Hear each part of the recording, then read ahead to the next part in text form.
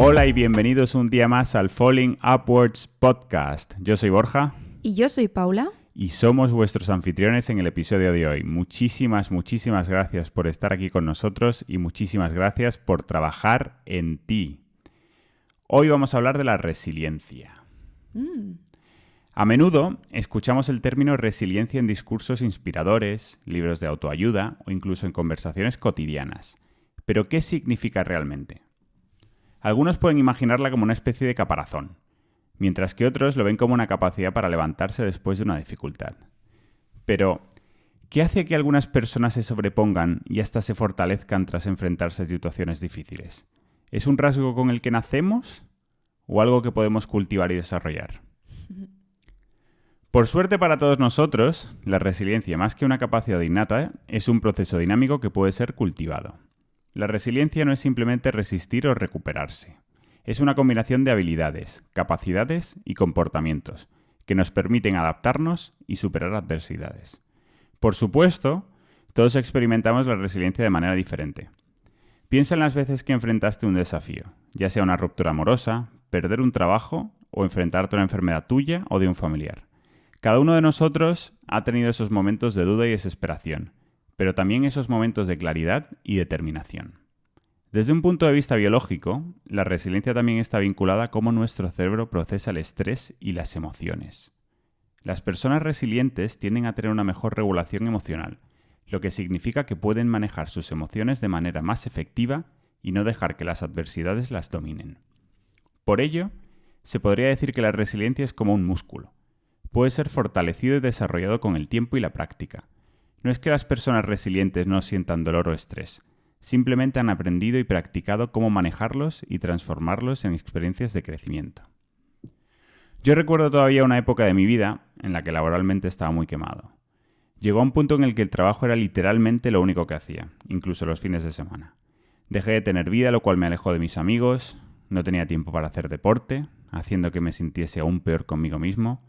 Me llevó a una espiral negativa, en la que si no llegué a tener una depresión, la realidad es que estuve muy cerca.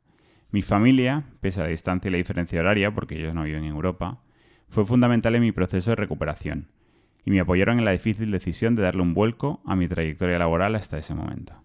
Me di cuenta que la resiliencia no es solo seguir adelante, sino también saber cuándo pedir ayuda y apoyarse en otros. Al final se trata de un ejemplo muy personal y particular, pero pone sobre relieve que la resiliencia es mucho más que ser fuerte. Es una interacción compleja de habilidades, actitudes y apoyos. ¡Wow! ¡Qué intro más guay!, ¿no? ¿Te lo parece? Sí, yo creo que además mucha gente se puede identificar con tu ejemplo, creo. En España, lamentablemente. Sí, la verdad es que ahora mismo vivimos en un momento en el que, laboralmente hablando, estamos un poco todos al límite. Sí, estoy de acuerdo, la verdad. Y bueno, ¿qué te parece si bajamos un poco el nivel de intensidad emocional y filosófica y hablamos sobre David Beckham? Soy muy fan de David Beckham. ¿En serio? Sí, por muchísimas razones. Me parece una persona completísimo. Es un icono, ya no solo de la moda, sino del fútbol. Y encima creo que fomenta unos valores súper fuertes, como el de la familia. Exactamente. Hoy queríamos hablar de él porque recientemente Netflix ha lanzado un documental sobre él que hemos visto y que os recomendamos, por supuesto, si no lo habéis visto todavía.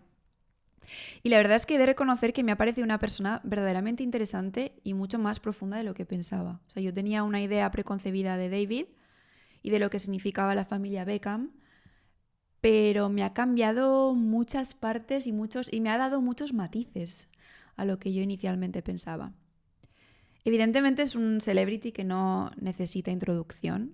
Ya sabemos todos, un icono de la moda, el Golden Boy de los 90 y de los 2000, un producto de marketing espectacular, pero por supuesto, por encima de todo esto, un fantástico futbolista. Estrella en los años dorados del Manchester United y el último fichaje de la etapa galáctica del Real Madrid. ¿Quién no conoce a David Beckham, ¿Quién no le conoce? Bueno, yo creo que... Bueno, a lo mejor la gente más joven... Bueno, no sé, no creo. Yo creo que todo el mundo sabe quién es David Beckham. Aunque no hayas crecido con las Spice Girls y aunque no hayas sido un niño, no sé. Yo creo que sigue siendo un icono, sí, ¿no? todavía Yo hoy. Creo que sí. Y a mí lo que me sorprendió de este personaje no es todo lo que he mencionado anteriormente, que evidentemente eso es lo obvio y creo que es lo que todo el mundo conoce sobre David y sobre esta familia, es que es una persona súper familiar. O sea, yo esto en parte sí que lo sabía, o sea, porque se nota, ¿no? Que tiene una familia súper estructurada, como que los niños están súper bien educados, son súper normales, como que es una pareja súper fuerte, aunque han tenido sus problemillas, pero creo que son un referente como modélico, ¿no? Para mucha gente. Pero hay matices de los que hablaremos, que se ven en el documental, que me hace pensar que, a pesar de ser una persona que era un high performer y que estaba súper enfocado en el fútbol, sabía cómo disociar muy bien entre su parte futbolística y su parte familiar. ¿Sabes? Como que no excluía a la una o a la otra. Y lo complementaba y lo llevaba muy bien, muy sorprendentemente bien. Además era una persona extremadamente trabajadora. O sea, yo creo que todos los high performers lo son, pero en especial él tiene como una dedicación, una persistencia. Además, se ve en el documental que es una persona súper ordenada y muy maniática en cuanto a los procesos y cómo hace las cosas. Una persona bastante más tímida de lo que podría parecer inicialmente, con todo lo que sabemos sobre David. Y una persona que al final demuestra muchísima resiliencia. Y es por eso que queríamos traer este ejemplo hoy aquí. A mí la verdad es que hay dos cosas que me sorprendieron muchísimo del documental. La primera es cómo hablan de él sus compañeros.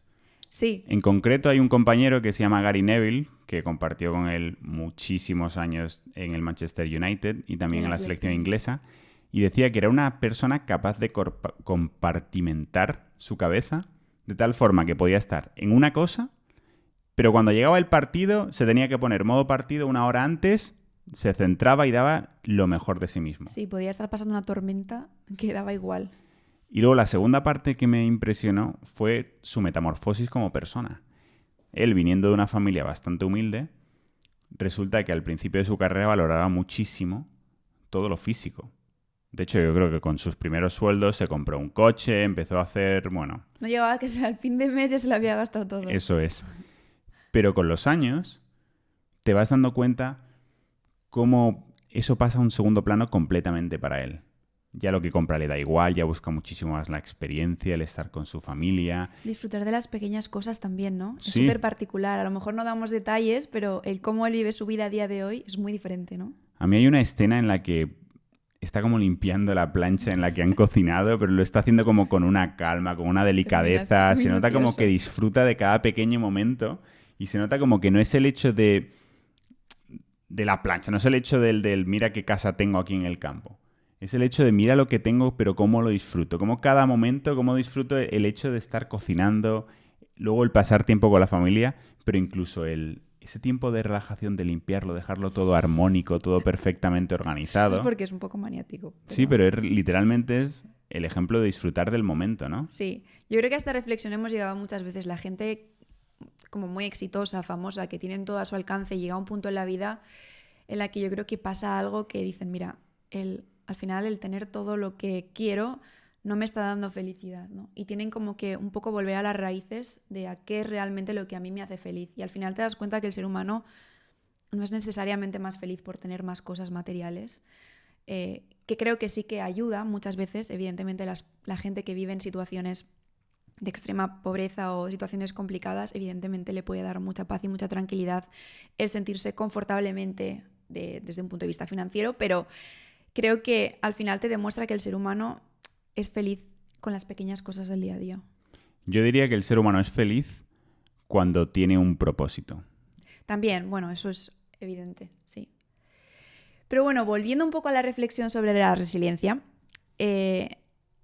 a pesar de que podríamos pensar que David, ¿no? Como que tiene una vida idílica, lejos de tener una vida fácil, yo pienso que ha superado como varios escollos personales y profesionales a lo largo de su carrera. Y probablemente sin esa fortaleza que él tiene, sin esa resiliencia que él tiene, habría acabado por hundirse en algún momento, ¿no? Yo creo que Neville lo habla en algún momento. Dice, si a mí me hubiese pasado lo que le pasó a él, jamás podría haberlo superado. O sea, me habría hundido. O sea, como que la gente de su alrededor también lo mira con admiración. O sea, ya no solo que tuviese esa capacidad de compartimentar, sino que tuvo la capacidad de salir adelante. Son muchos los episodios que podríamos relatar con respecto a la vida de David relacionados con la resiliencia. Pero a nosotros personalmente hay 3 que nos gustaría destacar. El primero de ellos es la semilla de su mentalidad, ¿no? Es un poco cómo construye en su familia, cómo se construye en su familia, ¿no? Él viene de una familia muy humilde, donde llegar a ser futbolista profesional parece casi como algo imposible.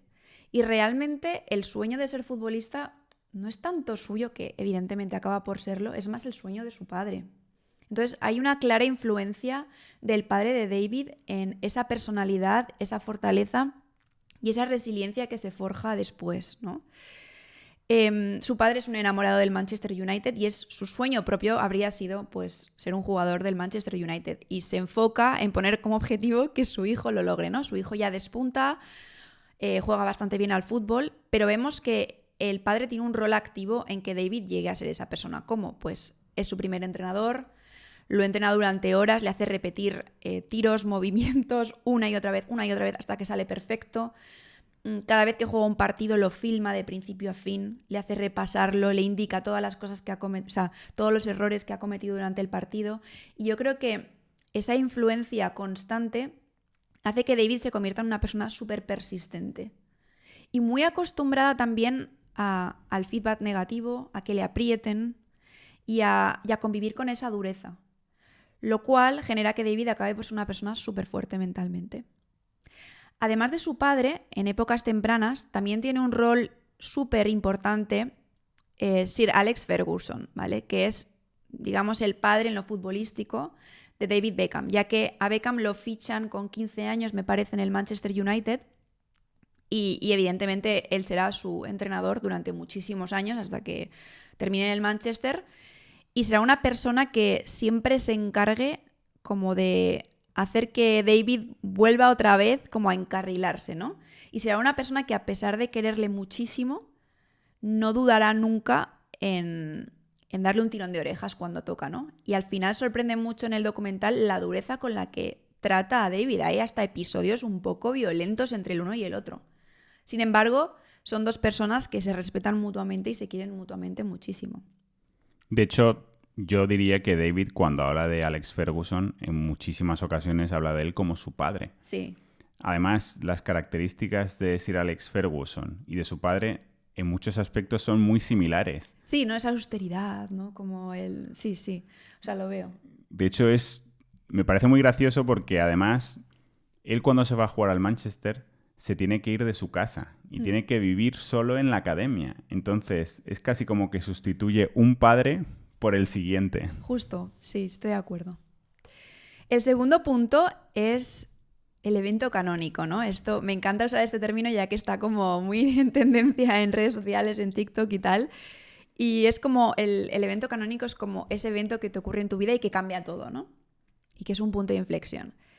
Y esto ocurre, yo creo, durante la Copa del Mundo en el 98, donde Inglaterra llega a la competición con un equipazo y David Beckham evidentemente es pieza clave de este equipo, ¿no? Y hay como muchas expectativas en el equipo inglés para ganar esta Copa. Y Beckham está en un momento como muy dulce y con la madurez suficiente, a pesar de que todavía es súper joven, tiene como 23 años. Pero es que empezó muy, muy joven a despuntar. Sí, empezó muy fuerte. Y ya era como, aunque creo que no era el capitán, era como un líder del equipo bastante clave, ¿no? Pero para su desgracia el equipo lo eliminan en octavos contra Argentina. Y durante este partido Beckham es expulsado por una falta hacia el Cholo Simeone que, bueno, a pesar de que era algo que era innecesario, la verdad, no tendría por qué haberlo hecho, es bastante discutible si realmente se merecía ser expulsado. ¿Y qué es lo que ocurre? Que al final del partido, yo creo que el coach, el entrenador de la selección, un poco por quitarse la culpa, en un gesto yo creo que bastante feo, trata de culpar a David de haber perdido ese partido, ¿no? Como que no quiere asumir su responsabilidad dentro del performance que ha hecho la selección. Y tras este momento, la reacción negativa de la gente en Inglaterra es abrumadora. O sea, semanas de portadas en su contra, abucheos cada vez que sale a un partido al campo, contra su familia incluso. Básicamente es como el enemigo público de Inglaterra. Y lo fuerte de todo esto es que es algo que se prolonga durante más de un año, en el que él tiene que sufrir abucheos constantes, un bullying en los medios de comunicación impresionantes. Ya sabemos cómo pueden ser los medios en Inglaterra, que son súper amarillistas. Yo la verdad, cuando vi el documental, me quedé súper sorprendido porque yo era muy joven en ese momento y nunca tuve la consciencia de lo que estaba pasando. Sí. Pero cuando lo vi, me pareció tan fuerte. Sí, más que nada porque es al final el odio de millones de personas contra ti, ¿no? Y cuando trabajas de cara al público, ¿no? Como cuando eres un ídolo de masas y sientes eso, se pone en riesgo directamente tu confianza en ti mismo y como jugador, ¿no? O sea, es súper peligroso. Pero es un odio muy verbalizado. De hecho, estoy convencido que si esa situación se diese hoy en día, literalmente se diría que le hicieron bullying público. Sí, estoy de acuerdo. Y lo que es llamativo de esto es que esta situación habría acabado mentalmente con cualquiera, ¿no? Es un poco lo que dice Neville en el documental. Sin embargo, David lo utiliza casi como un motor, como un impulso para crecer, redimirse y seguir mejorando. O sea, es increíble cómo él utiliza la crítica para decir, pues os voy a demostrar que yo puedo más, ¿no? Y cómo tiene esa capacidad de lo que decías tú antes de compartimentar. Y lejos de hacerse pequeño, vuelve a hacer una temporada increíble con el Manchester y le lleva a ser una figura clave para la selección. De hecho, me parece que en el siguiente campeonato a nivel internacional lo nombran capitán, que él alucina, dice, ¿cómo puede ser que hace 2 años me odiasen y ahora me nombren capitán? ¿Sabes? Entonces me parece impresionante este ejemplo, porque, no sé, intentad poneros en la piel, ¿no?, de David. Es impresionante. Y el último punto que yo creo que nos gustaría compartir con vosotros es la parte más relativa al escrutinio público que sufrió, ¿no? ¿Y a qué se debe esto? Bueno, pues que Beckham es un rockstar, pero está casado con Victoria Adams, la mítica Posh Spice, y esta también se puede decir que era otra verdadera rockstar. Hombre, está de verdad. De verdad. Integrante de la girl band más famosa del mundo, las Spice Girls, que no sé si lo sabías, pero vendieron más de 80 millones de discos. Claro que sí, es que fueron como... Yo recuerdo cuando era pequeña, además era como la primera así girl band, ¿sabes? Era como algo súper poderoso. Yo creo que no había niña en el mundo que no escuchase las Spice Girls. Yo creo que es un auténtico símbolo del pop culture, todavía hoy. Todavía, sí. E incluso del girl power, ¿no? Sí, claro, fueron las primeras. Pero bueno, Victoria tuvo un claro impacto en David, ya que yo creo que fue la figura un poco que le impulsó a crecer fuera de lo que sería el David Beckham futbolista. Yo creo que a través de su influencia pasó a ser un icono de la moda, y no solo eso, se podría decir que se convirtió en la marca personal y comercial más importante de las últimas décadas. Cambió mucho cómo se percibía el fútbol también, ¿no? A nivel comercial. Sí, hay que entender que en esa época los rockstars eran los cantantes. O actores, ¿no? O actores. David Beckham fue uno de los primeros futbolistas que realmente empezó a dar esta sensación de superestrella. Esto que igual vemos hoy en día con muchos jugadores, el caso de Ronaldo, Messi, Neymar, en esa época no se daba. Él fue realmente el icono de este movimiento. El pionero. El pionero, sin duda. Sí, y yo creo que a Victoria se le ha criticado mucho y ha sido muy mal interpretada y creo que, bueno, puedes estar más o menos de acuerdo en su enfoque, pero evidentemente ella es clave en esto. Y no recordemos que David Beckham ha hecho muchísimo dinero con temas que no tienen nada que ver con el fútbol. Se puede decir que ella ha sido la cabeza pensante de todo esto. Sí. Lo que hay que reconocer que también convivir y tener una familia tan fuerte con una estrella de esa magnitud... Ya, con los horarios y todo lo que conlleva también, ¿eh? Lo que yo percibí durante ese tiempo es que me daba la impresión de que ella no asumía que era futbolista. Bueno, es que a ella no le gustaba el fútbol. Ella decía, yo voy al fútbol porque le quiero a él y le quiero ver a él, pero es que a mí el fútbol me da igual. Entonces yo creo que no entendía la implicación de que su marido fuese un deportista de élite. De hecho, que su marido tuviese que cambiar de ciudad para jugar en otro equipo era como que no le entraba en la cabeza. No, era un sufrimiento constante. Era como, pero ¿y los niños? Sí. Me encanta. Pero bueno, este mix fue literalmente explosivo. Por un lado, futbolísticamente, dio la impresión de que Beckham no estaba enfocado, ¿no? Y esto yo creo que le jugó muy malas pasadas, aunque hay que recordar que él realmente sí que lo estaba. El fútbol para Beckham fue su prioridad número 1 por encima de la moda y de todo lo demás, no de su familia. Yo creo que el fútbol y la familia estuvieron ahí en el top 1. Pero sí que es cierto que se tomaba verdaderamente en serio. Pero siempre estaba esta percepción de los entrenadores de... Que le va a desviar, está demasiado pendiente de campañas. No le veo. Sí. Y le castigaron durante bastantes épocas con, bueno, suplencias, etcétera, etcétera, cuando en realidad él seguía trabajando durísimo. Por otro lado, lo hemos dicho antes, los futbolistas no eran tan mediáticos como ahora. Pero en ese momento, esa mezcla Victoria Adams y Beckham les puso literalmente bajo el microscopio público. Y elijo esta palabra porque fue a diario. Cuando estuvo en Madrid, le grababan cada día, que llevaba a sus hijos al colegio, pero absolutamente cada día. Sí, yo creo que también coincidió con esa época loca de los paparazzi, como el episodio de Lady Di y tal, que yo creo que no había límite. Ninguno, límite ninguno. Y de hecho, en Reino Unido la situación era mala, pero es que en Madrid diría que se multiplicó. Pero bueno, pese a todo, los Beckham han demostrado una resiliencia admirable al haber sido capaces de construir una familia unida, que esto lo hemos comentado, sabiendo navegar por las tormentosas aguas de la fama. Y yo creo que es gracias a apoyarse mutuamente los altibajos y que se mantuvieron muy firmes frente a las críticas. Y en su decisión de estar el uno con el otro, ¿eh? Yo creo que... Totalmente, y esto lo hemos dicho alguna vez, el amor al final hay una gran parte que es una decisión. Sí, yo creo que la mayoría. Y ellos lo decidieron, fueron firmes y a día de hoy son una familia unida y, por lo menos por lo que vemos desde fuera, bastante feliz. Pero es que la historia de David Beckham es un testimonio de cómo la resiliencia, forjada en la adversidad y cultivada a lo largo del tiempo, nos permite enfrentar los desafíos de la vida y seguir adelante, incluso cuando las circunstancias son difíciles. Como Beckham, todos tenemos la capacidad de construir y cultivar nuestra resiliencia para enfrentar los desafíos de la vida con gracia y determinación. Y esto me lleva a otro ejemplón de la resiliencia, que no es otro que Arnold Schwarzenegger. Me encanta.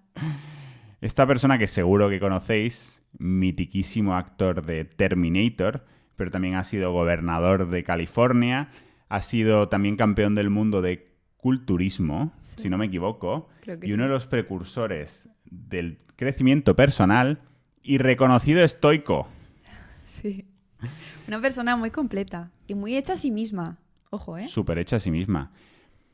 Es una persona austríaca que nació en una familia en la que yo creo que recibió múltiples maltratos por parte de su padre, una familia un poco desestructurada que siempre tuvo claro que iba a salir de ese entorno y lo iba a conseguir y tuvo la determinación suficiente para lograrlo. Pero es que además recientemente se ha recuperado de una serie de operaciones de corazón, que ha tenido varias, y además le han llevado a tener un estado bastante crítico de salud, pero que sin embargo, y para sorpresa yo creo que de los médicos los primeros, ha salido de ellas siendo capaz de tener una vida, llamémoslo entre comillas, normal, a los pocos días de tener la operación. Sí, contaba como que tuvo una operación súper crítica que además le tuvieron como que volver a operar porque había tenido, no sé, una complicación. Y como que no es que lo diesen por muerto, pero sí que era como las 24 horas siguientes son súper críticas en que te recuperes porque es, o sea, estás mal. Y como el tío en 6 días consiguió salir y le dijeron, yo que sé, a las 24 horas le dijeron, la siguiente etapa es que consigas caminar. Si consigues caminar significa que tal. Y el tío se lo propuso y caminó. Y como que a los 6 días le daban el alta, ¿sabes? Y yo creo que evidentemente no es únicamente tu fortaleza mental lo que te lleva a recuperarte. Evidentemente tu cuerpo también tiene que responder, pero creo que juega un rol súper importante. Es que es una persona verdaderamente resiliente. Sí. Y él siempre cuenta como esta resiliencia, no esta fuerza, viene en muchas partes del gimnasio. Porque el gimnasio al final fue, yo creo que el motor de su vida. Fue lo que le sacó de esa vida que no quería. Y él encuentra pues siempre muchas comparaciones entre el gimnasio y la vida y cómo el gimnasio le ayudó a aprender y a mejorar. Una de ellas es siempre habla de que cuando estaba en el gimnasio sentía que si no llevaba sus músculos al límite, estos no crecían. Y por lo tanto la vida es igual. Si al final no llevas tu vida a veces a ese punto de dolor, ese punto de desconfort, de incomodidad, y no tienes la disciplina suficiente para seguir empujando, no te permite crecer. Y esto es un pensamiento bastante estoico. También habla un poco de la importancia de las decisiones. Y creo que hay una cosa muy crítica en su vida, y es que él tuvo un hermano que a diferencia de él optó por llevar una vida más relacionada a la droga, a la fiesta, al alcohol, y de hecho falleció en un accidente de tráfico a los 24 años. Y este es un poco el concepto de, primero, qué decisiones tomo en la vida, y por otro lado, el desafío a los miedos. Porque realmente el camino que él eligió también era un camino completamente desconocido. Y por lo tanto le generaba miedo. Al final ese disconfort de hacer algo nuevo que no conoces, nadie en tu entorno lo hace. Pero al final el empujarte y desafiar este miedo también te ayuda a crecer. Y esto le convirtió en una persona pues muchísimo más fuerte. Y al final siempre ha utilizado esta fuerza para definir una visión, unos objetivos de vida, y que a partir de ahí pues lo ha seguido a rajatabla, porque es una persona completamente disciplinada. Muy interesante la vida de Arnold, la verdad. Daría para otro podcast. Daría para un podcast entero, honestamente. Pero ¿por qué no hablamos un poquito de consejitos también? ¿Cómo podemos convertirnos en personas más resilientes, Pau? Pues claro que sí. Ahora os voy a dar una serie de herramientas y consejos para saber cómo podemos convertirnos en personas más resilientes. Desarrollar la resiliencia, la capacidad de adaptarse y recuperarse de adversidades, es esencial para navegar por los desafíos de la vida. Y con las historias inspiradoras que acabamos de relatar, podemos darnos cuenta de que la resiliencia y fortaleza de estos personajes es una consecuencia de su voluntad de sobreponerse y enfrentarse a adversidades. Por lo tanto, si ellos lo hicieron, tú también puedes. Y aquí hay algunas herramientas y estrategias que podrían ayudarte a cultivarla. La primera de ellas es el autoconocimiento. Siempre hablamos de esto, sobre la reflexividad. Pero yo creo que cuando tú eres capaz de identificar y comprender tus emociones, tus fortalezas, tus debilidades y tus valores, te es mucho más fácil navegar la adversidad. Reflexiona sobre experiencias pasadas y cómo éstas han podido moldear tu vida. Y yo creo que esto es algo que puede ser un poco complejo de hacer por ti mismo y sin instrucciones. Por eso yo siempre recomiendo, no hace falta que te esté pasando algo grave en tu vida, pero creo que a veces es necesario, si así lo sientes, es ir a terapia.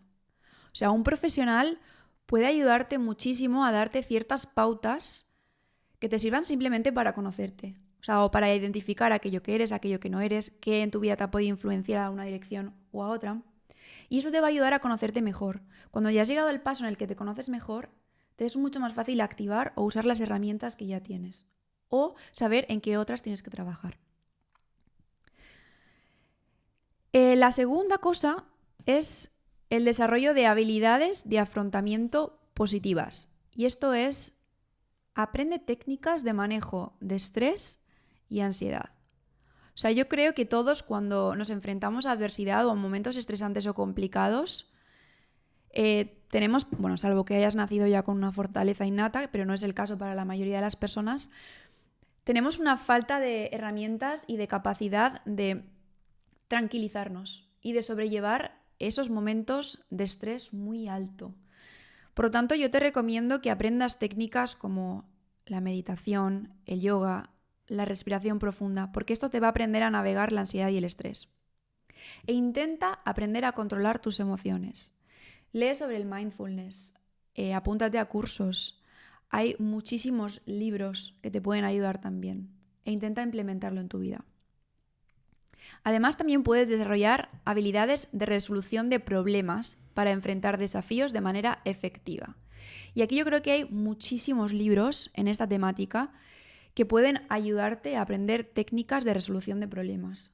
Esto es algo que se aprende. O sea, tú de manera innata puedes tener la capacidad de resolución de problemas o puedes no tenerla, pero existen técnicas. Y si esto es algo que os interesa, también podremos hacer un podcast sobre recomendación de libros en algún momento.